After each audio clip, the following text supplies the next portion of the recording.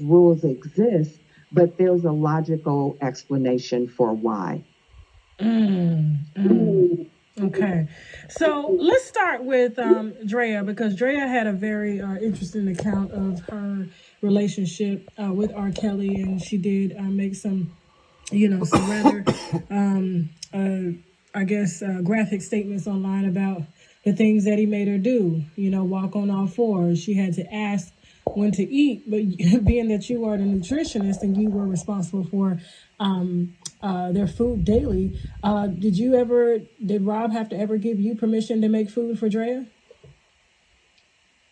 Rob was never around like that. Drea ate whenever she wanted. She was always there with other dancers.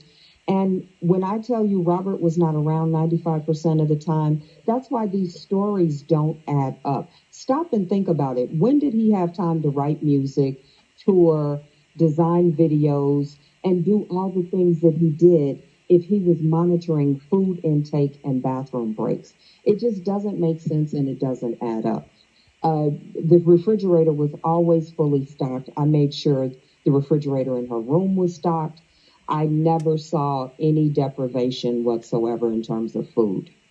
So, what did you think about her remarks when she came out and she was a part of Surviving R. Kelly, as well as doing various interviews to talk about the abuse that she had suffered at the hands of R. Kelly? I mean, I thought it was pretty interesting because 2 years prior, she was tweeting, even after they were divorced, "That's my baby daddy," and all this stuff, and she was praising him, and then it just like the switch flipped. So, what did you think about her remarks? Yeah, that's what made me come forward. When I didn't see Surviving R. Kelly, I started getting phone calls from people who knew that I worked for Robert, and they were asking me, "Is this true? Is this true?" And none of it did I see. So I began listening to her interviews, trying to figure out what the heck was going on. And the first question I asked myself was, what laws did Robert break? What brought this on? And the only person that I knew was Drea. I knew Rashana, but she wasn't in it. And I have met Sparkle before. But in terms of visibility for the show, I knew the show was being driven by the wife. And so I paid very close attention to her. And what I found was there was a lot she wasn't saying. There was a lot that she left out. She didn't say that she always slept in her room with other dancers. She did not say that her and Robert slept in separate bedrooms. She did not say that she was complicit with all the things that he was doing. She had a fiance when she met him, and she was having sex with him and other dancers on the tour bus. Like women? Like women or men? Both?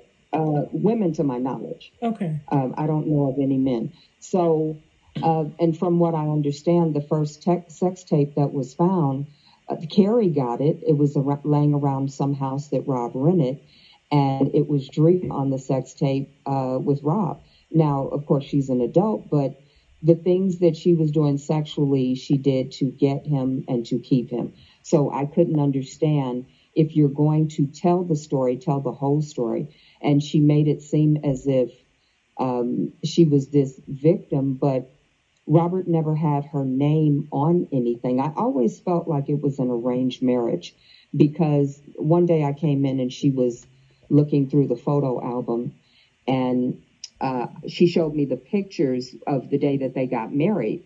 Both of them were in casual clothes. Rob was in a Nautica sweatsuit. She was in casual clothes. I think she told me they got married in Denver, Colorado, I believe, February of '96.